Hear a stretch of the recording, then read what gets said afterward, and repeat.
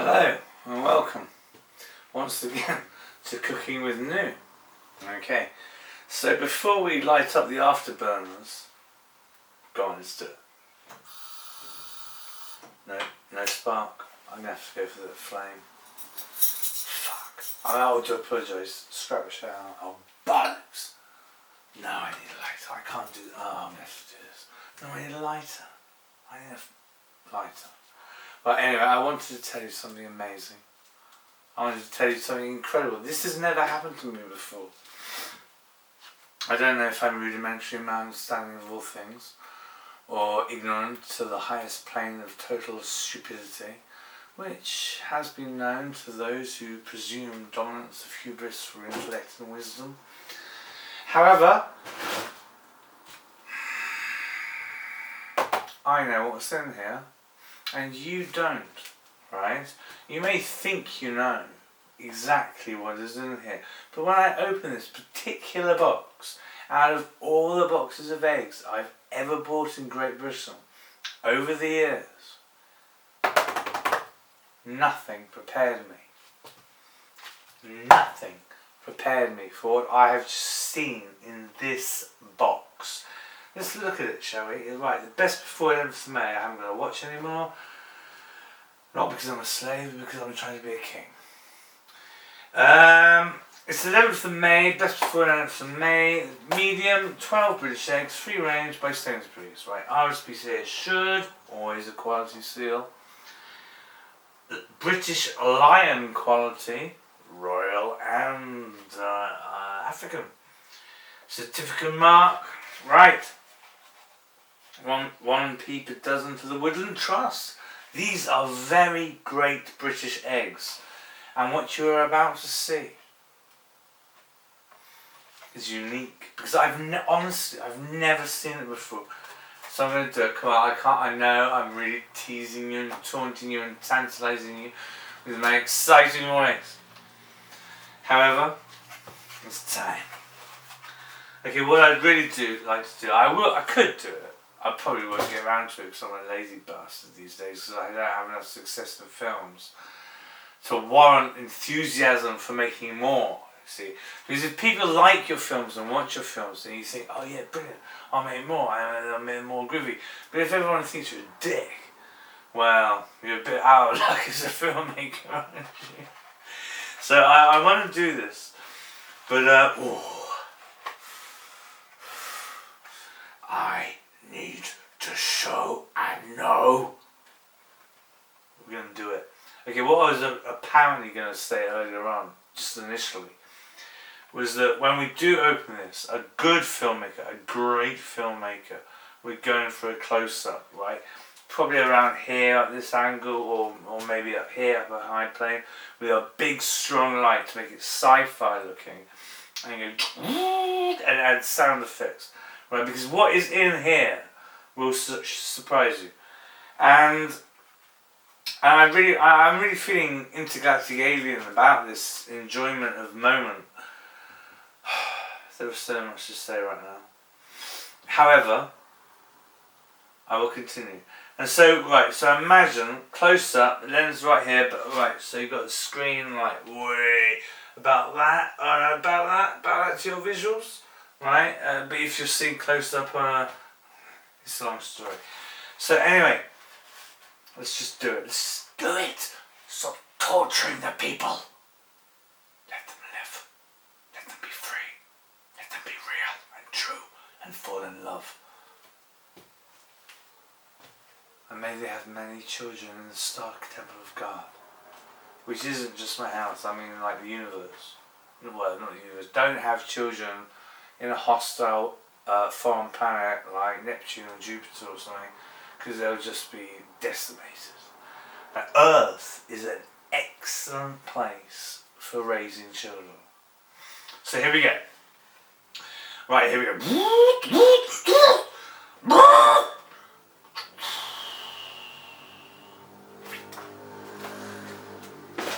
See what I mean? Didn't lay it down, did I?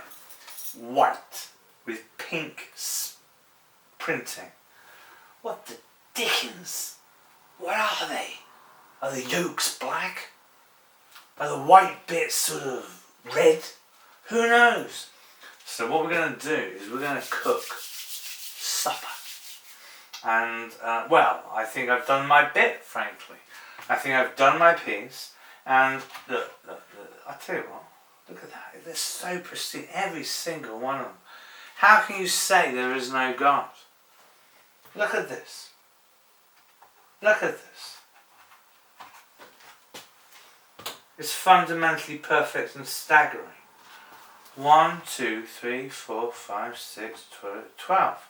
Right? From Great British eggs. And they're white. I have never seen an array of white eggs before with such pink lettering and almost this exciting new psychedelic revolution. I'm telling you, this is radicalism. And that's not always to be sniffed at when you're doing it for the benefit of the community in a sustainable business, well-raised atmosphere.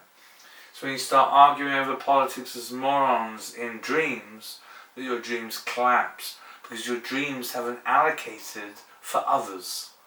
You see, so many people, their dream is purely a great, simple, two-dimensional, future-based analysis of themselves in a utopian construct of often ill-thought-through substance. But these, look at these. These are straight out of the chicken's butt. And wow is all I can say. These eggs are good for you. Even I know that. With my shit diet, they're protein. I think I'm highly susceptible to good protein. That's why I like meat as well. Without wishing to offend Moby. God bless him. Right. Now I've got to get a spot now and cook supper. But thank you very much. Let's just show you again. This is what it's all about. White eggs. Oh, hold on. We have to. Look, if you can bear with me, I'll be fast.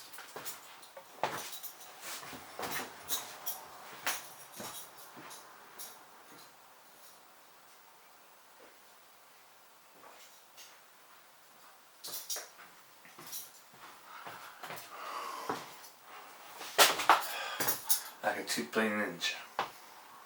Right. Okay, we're going to do this. First, you light the hob. Now, the only reason I've sustained this video about eggs, white eggs with pink printing, how they do that, God only knows. Because it's not literally a flat surface they're printing on. They have to be so soft, otherwise they'll crush the egg. So this in itself is a synergy of technology and nature under God. This is next level genius. Any way you want to look at it. Right, so we're going to do it. I want to see the yolk. Right, hold on. I've got the yolk orbital sphere here, the spin. Okay, right. I don't like to split the yolk at all. In fact, if I split a yolk when I'm making eggs, it really pisses me off. Nice, sustained.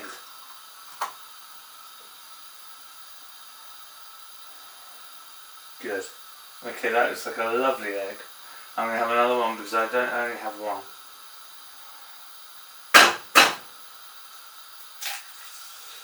Oh, sustained two, awesome. Really good, really good. Really good fortune tonight. So all is well. And we have nothing to be afraid of or ashamed of.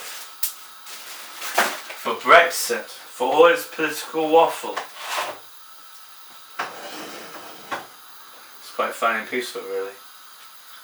The sheer illustration of how certain individuals can rally up a troop of mad people to completely self-immobilize their culture based on a colossal delusion of understanding of power and political knowledge. Amazing. Amazing. But the fact is, it's not as bad as it could be. It's not Beirut in the 80s, and a host of other horrendous things. Oh, right, I've said enough. I hope you appreciated the white eggs involvement, and from there on, I can only conclude with look after your potatoes.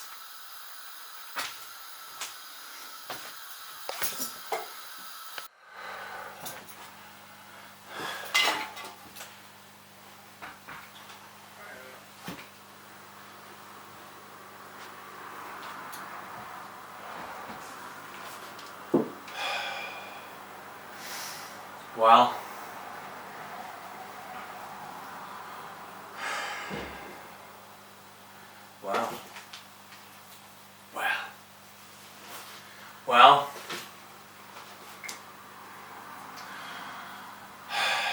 due to Trump's tariffs and the Brexit economy, Urban Space Force is going through a tricky period in our fiscal numerics and accountancy by which to survive at the level we need to in order to be the elite explorers of Earth with a knowledge of alien practice in the heavens under God.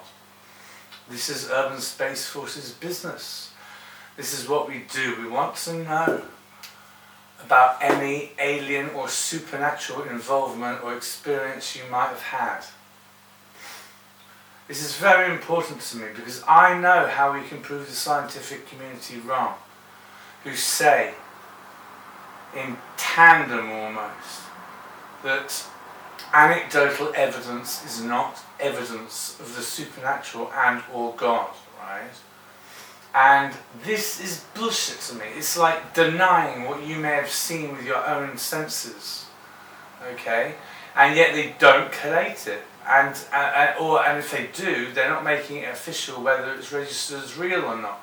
And I firmly believe there's more to this than meets the eye, as a schizophrenic for 30 years this year. So if you'd like to raise a glass to my endurance and fortitude, given this utter weirdery I've had to go through of horror in places, and terror in places, and absolute isolation and bewilderment and pain in some places, then bear with me. Because I found a path that may be working. And it's purely to stay at home, drinking and smoking, and playing on a computer, like an incel. Now, an incel, what is an incel? I don't really know for sure, because it sounds like one of those modern gay words that people invent to define and judge some poor bastard, right? And I'm not very happy about this, because I seem to fit the judgment and the psychoanalysis of the incel archetype. And that is that they're women-hating. Well, I'm not women-hating. There are only certain women I maintain some ardour for due to the illiberal methods I received at the treatment of their love. However, I do live alone and I am celibate, but then I was literally educated at great expense by a Cistercian monk. He was celibate. I don't think I think he hated women. Whatever he was on, he was a weirdo. But I wouldn't call him an incel. He was a teacher at a boarding school, elite boarding school. So what, is this some kind of slur upon him because he chose to be a holy celibate teacher to the youth of men? Right, he never was like one of those weirdo gay people or pedophiles like all the people are frightened of. He never touched me. If he didn't like me or wanted to do that sort of thing, he had more than ample opportunity. But no, he never did, and I hated him and he hated me. Right? But he was not a pervert. He was just a complete weirdo. With an Irish accent, talk like this. Well, I'm now going to put you through torture to illustrate the levels of my education that I received at the hands of that man. And I don't mean physical hands, apart from the beatings. I mean the educational, erudite levels of teaching that he afforded me. So here we go. He spoke like this. See, the thing is with Star Trek is that according to the physics, is involved into some kind of semblance of knowledge that is required to make sense of this quasi and then stream of information I'm going. So he talked like that, and that was a terrible accent, but it was soft, lilty, and slightly Irish, but I'm not a very good Irish voice. You know, part of my blood is Irish, right? But what a weird guy he was, man. But he taught me politics, and I had to dictate him speaking like that for 40 minutes, non-stop, for politics. Now I look back at the very concept of politics, and what it really represents, and what it stands for, and all that's involved in this modern sideshow of ego. I should have just stopped writing and said, "Shut up, mate, I'm going for a joint." But, you know, it was a public school, so that sort of stuff was after school hours in the woods with the girls. So anyway, here we are today, employed to some extent by the system to do anything we might wish in a creative field, given we're not very good at much. We're certainly no hardcore engineers in my element of the area of the understanding of what warrants cerebral wisdom. And an engineer, and an electronic engineer specifically, well, these people are leagues ahead of intelligence. And computer scientists. Gosh, what are we dealing with?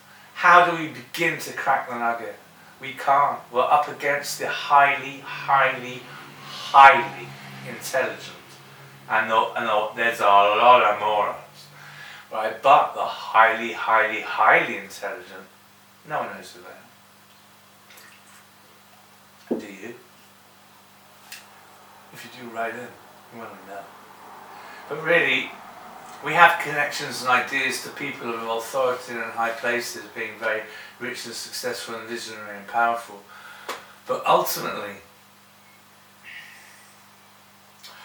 I'm somewhat plutophobic, which means the fear of riches. And I'm plutophobic because I'm deeply stygiophobic, which is the fear of hell. And this is one of the reasons I had to become a Christian, when my eyes were opened to the true extent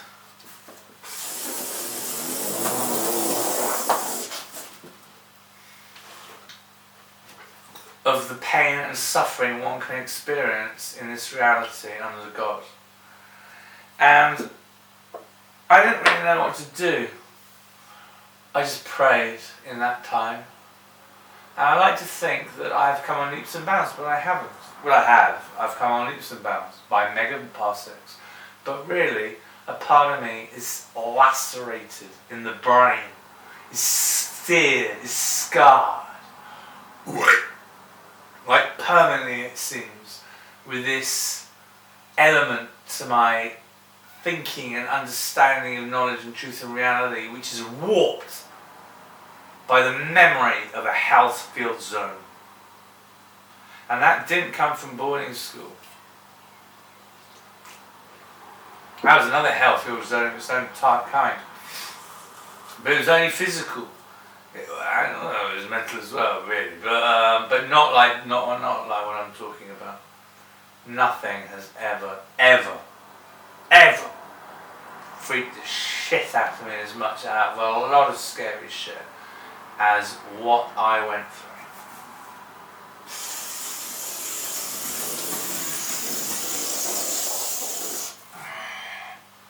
We'll call this Black Rainbow in memory of Claire.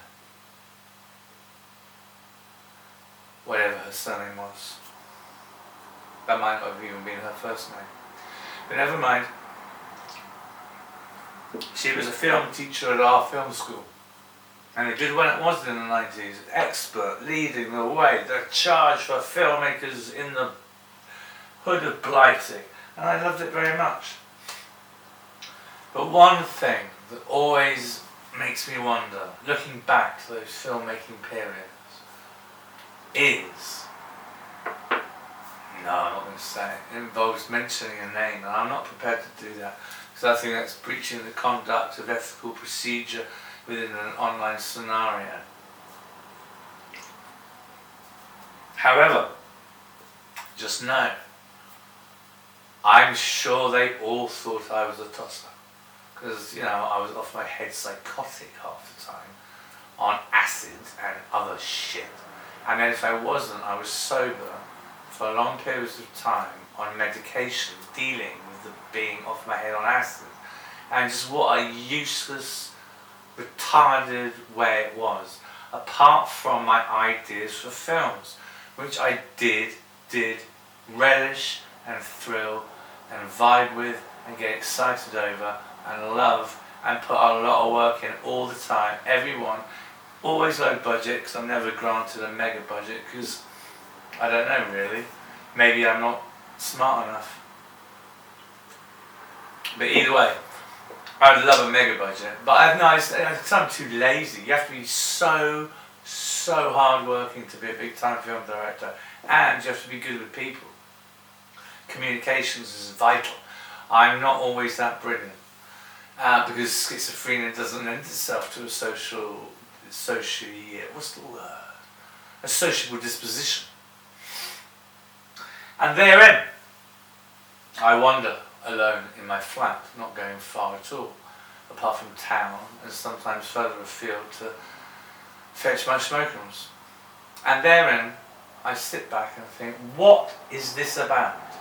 And I can't even remember anymore. I just know I wanted pens, and I put this up, and I thought because of the low budget attitude towards the Urban Space Force space program, which I would like to say, by the way, is not affiliated with Trumpism. It's inspired by America, but it's not affiliated with Trumpism. Lots of things from America inspired me, and Star Wars was massive in my day. Indiana Jones, he's the father of my child. And the Chili's, Pearl Jam. There's lots of good stuff, I think, coming out of America sometimes. Their technology, Adobe. Whew. If I was ever in charge of the government, I'd tell you what, we wouldn't only look after Adobe systems in Britain and the UK using very clever people, we'd boost their contract. We'd just pay them for existing. They're brilliant, amazing geniuses. That level of intellect is unbelievable. And this is why I love having a computer. Because it always amazes me the level of intellect we're dealing with in the modern world. And I want you to get your head around that. I don't want you to be idiots, morons, criminals, hardcore druggies, weirdos, psychopaths, killers, murderers, liars, the corruptible, untrustworthy, schemers, scammers, scorners, scummers, all these horrible things, right? You've got to get your head around how the dickens do you make this? And I can tell you what, looking at my system, I know a good place to start hunting. I recommend a Chill Blast computer. Mine's old now, it's old, but it's still a fine thing. And if I was to win the lottery or win the Sean Connery Prize at the Edinburgh Film Festival this year, if I got in, I would certainly buy another computer Chill Blast. Absolutely, 100%. One of the greatest things I've ever owned. And it brings me so much joy and perpetual professional entertainment in the fields of splendid coding and its munificence of efficiency. It is my R2 droid. I am a thankful member of a modern society, purely down to the technological innovation and evolution that we are all blessed to trust and believe in, because the integrity of the software and the systems requires integrity and trust to operate. Otherwise you have a failed, corrupted code. And this is what Sodom and Gomorrah was about in the Bible. God gave us a way, and then they corrupted it in particular places, especially, and well, then came the flood, and he wiped them all out apart from the righteous man and his family and the animals, according to myth and legend. I don't think it's a myth. I think it's a bit more complicated than that. I think it's based on a potential truism in a time we have no privy knowledge to. But given the Epic of Gilgamesh was also written about a mega flood, I'm certain something was hugely inspired that happened in reality, involving animals and a dude. But anyway, the Sodomites were crushed for their repugnancy and disrespect for angels. And it's a long story. It's a long story. But there might not end. For when the story of the Bible ends, well, we're either dead and in hell, or dead and in heaven. Actually, it's another way of looking at it. At one point in the Bible, the really scary bit, the one that scared people for 2,000 years, Revelation 13. If you don't die for God, you go to hell, basically. When the satanic one's in charge. Because all those who get branded by the satanic one in the right hand or the forehead with the physical trading system, they're not saved. Ever. And the only way out of it, according to this part of the horrendously frightening aspect of the prophecies, beheading. And if you get beheaded as a Christian, instead of receiving the mark of the beast, you're saved for 1,000 years and more under the love of Christ and peace in the resurrection. Now that sounds quite ludicrous, but you've got to remember, you are well embroiled within the safety matrix. And I'm just glad to be alive, actually. But I do believe this could be plausible in a distant future, I hope distant, horrendous time. And this is why taking the Bible out of education is so dangerous for the welfare of our youth and any generation. Because Saint John the Divine, I firmly believe, knew what he was talking about under God. He knew Jesus personally, as far as I'm concerned. That's probably pretty much true. So, love is the answer, but the satanic beast system is not based on love. Okay? And this is what you have to get into your face, into your head, into your brains, into your minds.